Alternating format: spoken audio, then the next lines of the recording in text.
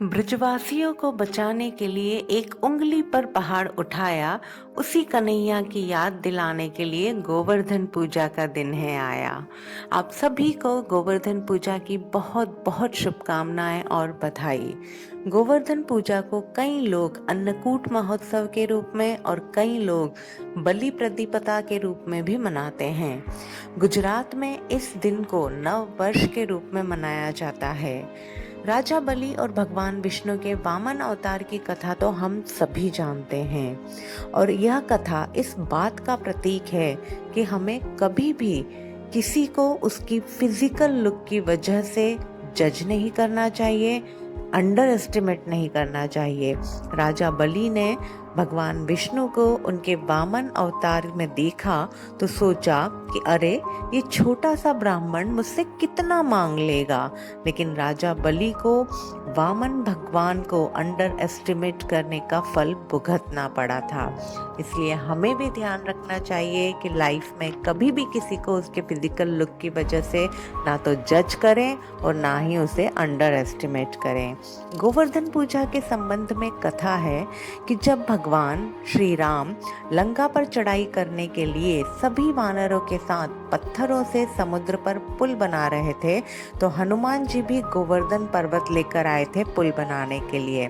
लेकिन जब तक वे गोवर्धन पर्वत लेकर आए तब तक पुल पूरा बन चुका था, इसलिए गोवर्धन पर्वत काम में न आ सका और भगवान श्री राम ने गोवर्धन पर्वत से कहा कि मैं अगले जन्म में तुम्हें काम में लूंगा और उन्होंने हनुमान जी से कहा कि गोवर्धन पर्वत को वापस ब्रज में रखाओ।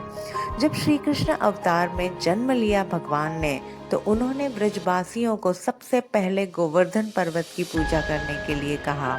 ब्रजवासियों ने जब इंद्रदेव को छोड़कर गोवर्धन पर्वत की पूजा की तो इंद्रदेव ने नाराज होकर अतिवृष्टि कर दी और इस अतिवृष्टि से ब्रजवासियों को बचाने के लिए भगवान श्री कृष्ण ने अपने बाएं हाथ की चीटी उंगली पर पर्वत को 7 दिनों तक उठाकर रखा और 7 दिनों के बाद जब ब्रजवासी अपने अपने घर से पकवान बनाकर लाए, श्री कृष्ण और गोवर्धन पर्वत का आभार प्रकट करने के लिए तभी से अन्नकूट पर्व मनाया जाता है।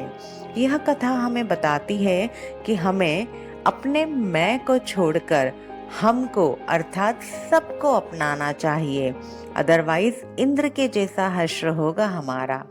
संगठन, यूनिटी, कोऑपरेशन की प्रेरणा देते हैं श्री कृष्ण भगवान और ब्रजवासी, जहां सब ने मिलकर इंद्र के अहंकार को खत्म किया था।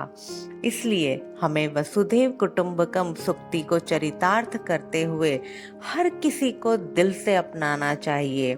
इस बात को हम दूसरे अर्थ में समझते हैं। हम सब दिवाली मनाते हैं, फिर अगले दिन रिश्तेदारों से, दोस्तों से मिलकर दिवाली की बधाई देते हैं और साथ में एक दूसरे को गिफ्ट भी देते हैं। दोस्ती और रिश्तेदारी पर मोहर लगाने का सबसे बढ़िया जरिया है तोहफे, और रिश्तेदारों को गिफ्ट देने के लिए बहुत दिन पहले से ही प्लानिंग करने लगते हैं कि दिवाली पर सबको क्या गिफ्ट देना है। लेकिन कई बार ये गिफ्ट देना अपने आप में एक बोझ या स्ट्रेस का कारण बन जाता है। तो उस भावना को समझते हैं कि ये गिफ्ट क्यों दिए जाते हैं, उसके पीछे का लॉजिक क्या है। पहले हम मिठाई दूसरों को गिफ्ट में देते थे, फिर ड्राई फ्रूट्स गिफ्ट में देने लगे, चॉकलेट्स भी गिफ्ट में देते थे और अब गिफ्ट की कॉस्ट या फिर गिफ्ट की साइज और किस इंटेंशन से दी जा रही है उस पर हम फोकस करने लगे। गिफ्ट देते समय हम उसकी वाइब्रेशन क्या है इस बात पर बिल्कुल भी ध्यान नहीं देते हैं। कई बार हम गिफ्ट किसी मजबूरी की वजह से, थकावट के कारण या किसी को इन्फ्लुएंस करने के लिए, या फिर एक गिफ्ट जो हमें कहीं और से आया है उसको हम कहीं और फॉरवर्ड कर देते हैं। ऐसी बहुत सारे रीजंस हैं जिसकी वजह से ये नेगेटिव एनर्जी में आ जाते हैं, जिसके साथ हम सिर्फ गिफ्ट एक्सचेंज कर रहे होते हैं। प्योर विशेस और ब्लेसिंग्स तो होती ही नहीं है हमारे गिफ्ट में। तो अगर सही मायनों में हम गिफ्ट देना चाहते हैं अपने दोस्तों और रिश्तेदारों को तो एक नई पहल करें। गिफ्ट में गुड विशेस और ब्लेसिंग्स देने के साथ चॉकलेट्स, मिठाई, ड्राई फ्रूट्स की जगह फूलों के पौधे गिफ्ट में दें, जो विंटर स्पेशल प्लांट्स हो, पूरी सर्दियों में खूबसूरत फूल आए जिसमें। और ये शुभ भावना और ब्लेसिंग्स का गिफ्ट सिर्फ एक दिन के लिए नहीं, बल्कि सामने वाले को गिफ्ट वाउचर दें हमेशा के लिए कि I accept you as you are. Calculation ना करें कि उसने कितना दिया, वो मेरे साथ अच्छा व्यवहार नहीं करता, उन्होंने मुझसे अच्छे से बात नहीं की तो मैं क्यों करूं, क्यों गिफ्ट दूं। हम बिजनेस नहीं कर रहे, गिफ्ट दे रहे हैं। बिजनेस करने और गिफ्ट देने में डिफरेंस होता है। गिफ्ट मतलब जो मुझे देना है, सबको देना है और हमेशा देना है। तो make this Diwali an experience of an exchange of pure wishes and blessings. Physical gifts ना भी दे तो कोई बात नहीं, लाइफ बिकम वेरी सिंपल। और अगर गिफ्ट दे भी तो किसी मजबूरी की वजह से ना दे।